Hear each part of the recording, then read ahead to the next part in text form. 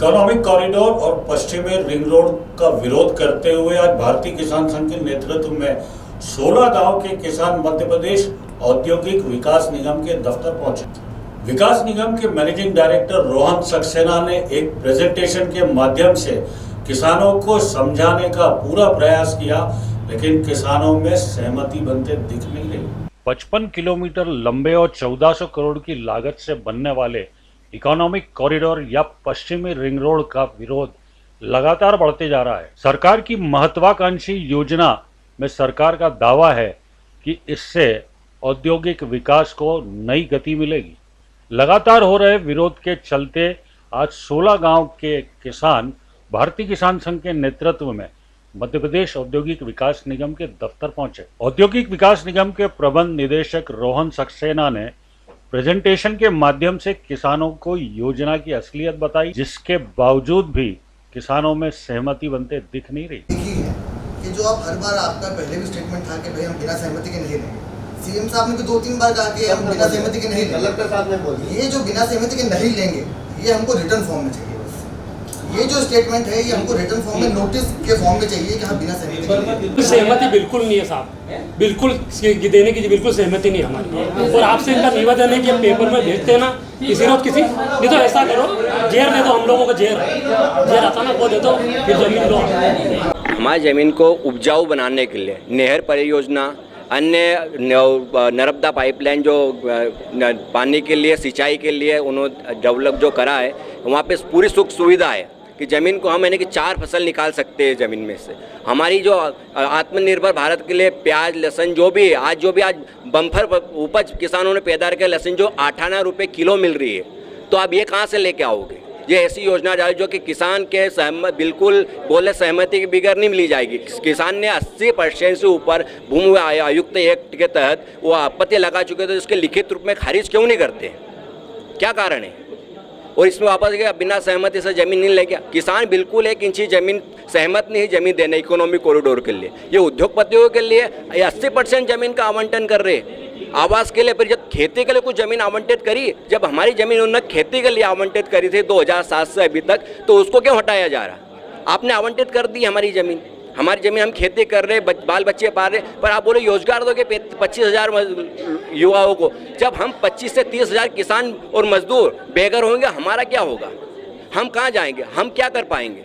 हम कोई पढ़े लिखे नहीं है। मैं 8वीं फेल हूँ 10 बार, 10 साल 8वीं फेल हूँ। मैं क्या नौकरी करूँगा? आईटी कोई कंपनी आती है तो आईटी कंपनी में मैं कौन सी नौकरी, कौन सा पद देंगे मेरे को? क्या कलेक्टर साहब उनका पद छोड़ के मेरे को देंगे? कि ईडी साहब उनका पद छोड़ के मेरे को देंगे? कि मुख्यमंत्री जी मेरे को मुख्यमंत्री जी बनाएंगे? मैं क्या करेंगे? हम जो 25 से 30,000 मजदूर और किसान बेघर होंगे, उसका क्या? उनका कोई जवाब है? योजना विकास करना यानी कि किसान का गला काट कर योजना विकास करना क्या होगा? मध्य प्रदेश गेहूं में सबसे ज़्यादा उत्पादित हो गया। कई बार कृषि उपज मुख्यमंत्री जी को हम किसानों की मेहनत से उनको पुरस्कार मिला, अवार्ड मिले। किसके पद पे अवार्ड मिले? तो हमारा क्यों गला घोट रहे हैं? अब योजना 80% आपत्ति लग चुकी है, इसको निरस्त किया जाए। बिल्कुल हम इसके हमारे द्वेषपूर्ण आपत्ति ये है, योजना किसानों का गला घोट के द्वेषपूर्ण तरीके से योजना बना रहे और ला रहे, ये उद्योगपतियों के लिए ला। में रहता हूँ मैं। हमारे गांव भैंसला और सोनवाई में लगभग 7 बार सरकारी योजनाएं आ चुकी हैं।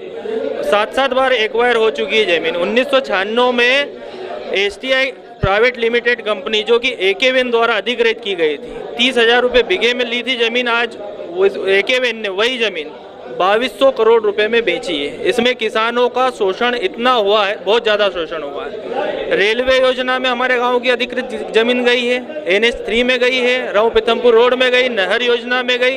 अब थोड़ी बहुत ज़मीन जो बची हुई है हमारे गाँव की, वो भी ये AKWN छीनना चाहती है। तो हम इस पक्ष में नहीं है, ज़मीन देने के पक्ष में 1% भी नहीं है कि हम इसको ज़मीन दें।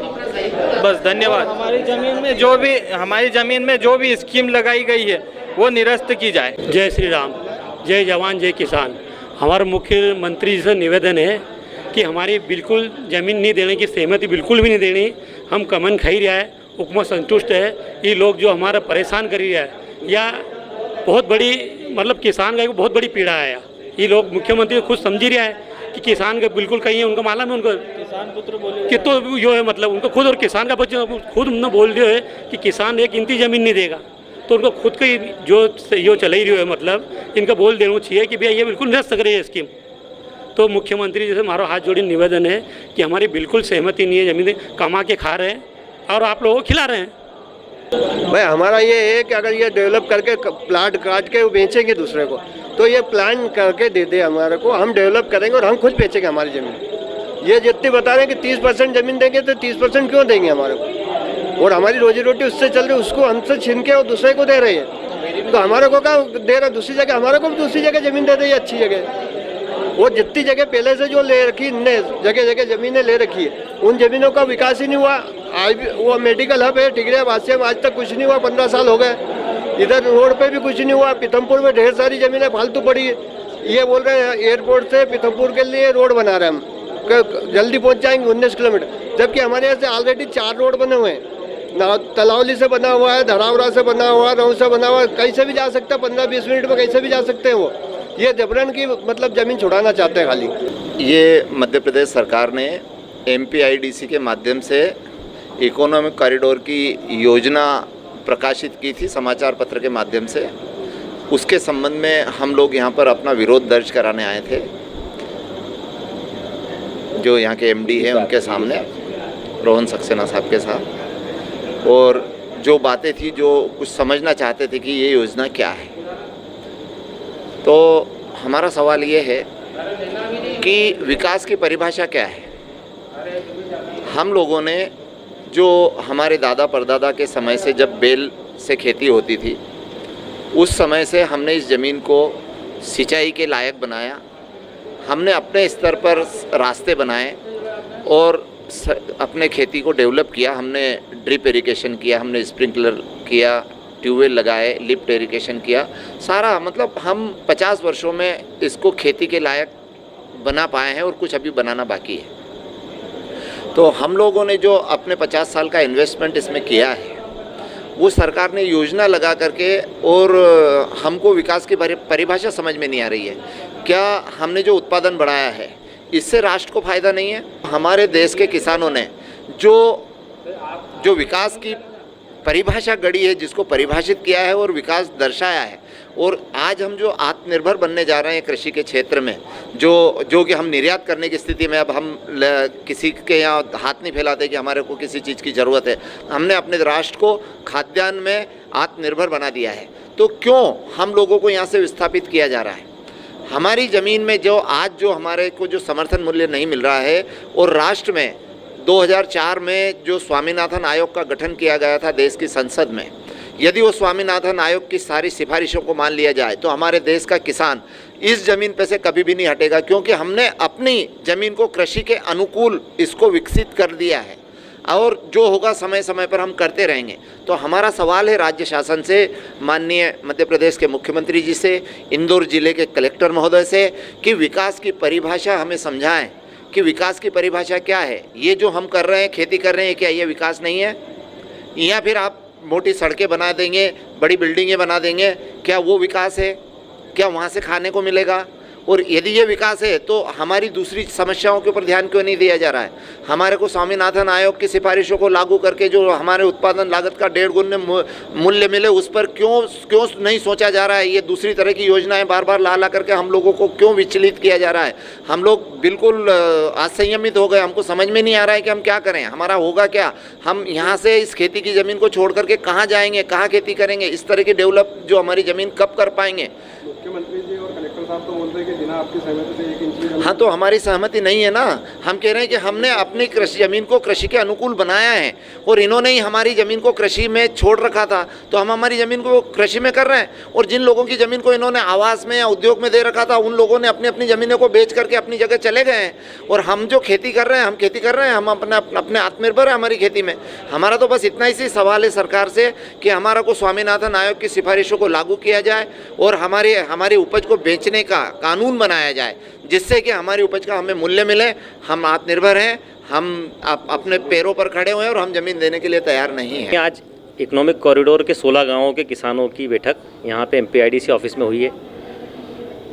इसमें जो एमडी अधिकारी हैं हमारे जो रोहन सक्सेना जी, उन्होंने पूरा प्रेजेंटेशन वगैरह इसका दिया है वहाँ के 16 किसानों का, 16 गाँव के किसानों को।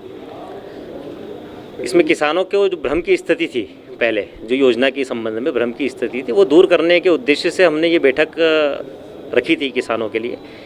अब उसके बाद किसानों का सामूहिक निर्णय रहेगा, वो घर जाके सब वापस बैठक करके निर्णय लेंगे कि उनको इस प्रस्ताव की में उनकी सहमति है या नहीं है, वो निर्णय किसानों का रहेगा।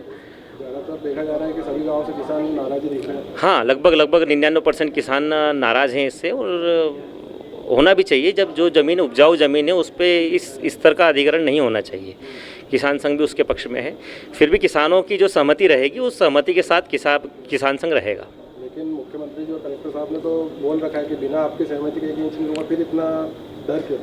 नहीं, रोहन सक्सेना जी ने भी यही बोला है कि अगर किसानों की सहमति नहीं रहेगी तो यह स्कीम नहीं रहेगी। देखते हैं इसके बाद किसानों की भी पूरी बैठक होने के बाद अगर ये क्या निर्णय लेते हैं। सहमति असहमति का निर्णय किसानों को लेना है। अगर उसके बाद भी शासन नहीं मानता, प्रशासन नहीं मानता है तो नहीं, भारतीय किसान संघ कह चुका है कि भारतीय किसान संघ किसानों की 100% सहमति के बगैर 1 इंच भी ज़मीन नहीं देगा। अगर किसानों की सहमति नहीं और इनके अधिग्रहण की प्रक्रिया चलती रहेगी तो किसान संघ मैदान में आएगा। राज्य शासन द्वारा इकोनॉमिक कॉरिडोर परियोजना को नोटिफाई किया गया था, जो कि MPIDC के माध्यम से विकसित की जाना है। ये योजना निवेश क्षेत्र के रूप में विकसित की जाएगी, जो कि नैनोद गांव से एयरपोर्ट के पास से शुरू होके और पीथमपुर और नेशनल हाईवे AB रोड पे ख़त्म होगा। इसमें जो प्रिलिमिनरी प्रकाशन है वो किया जा चुका है। इसमें कुछ कृषक अभी जो संबंधित ग्रामों से उनको इस योजना के विषय वस्तु समझने के लिए अभी हमारे ऑफिस आए थे, और उसमें एक विचार विमर्श हुआ है। हमने उनको पूरी जो हमारी योजना है वो किस तरह से इम्प्लीमेंट होगी, कैसे हम उनकी सहमति से हम आगे ज़मीन लेके आगे इस योजना को विकास करेंगे, उसका प्रेजेंटेशन दिया गया। तो उनके कुछ डिफरेंसेस हैं और हम लगातार ये प्रक्रिया जारी रखेंगे। आप लोगों से बात करके उनको समझा के और फिर आगे उनकी सहमति से आगे हम विकास कार्य शुरू करेंगे।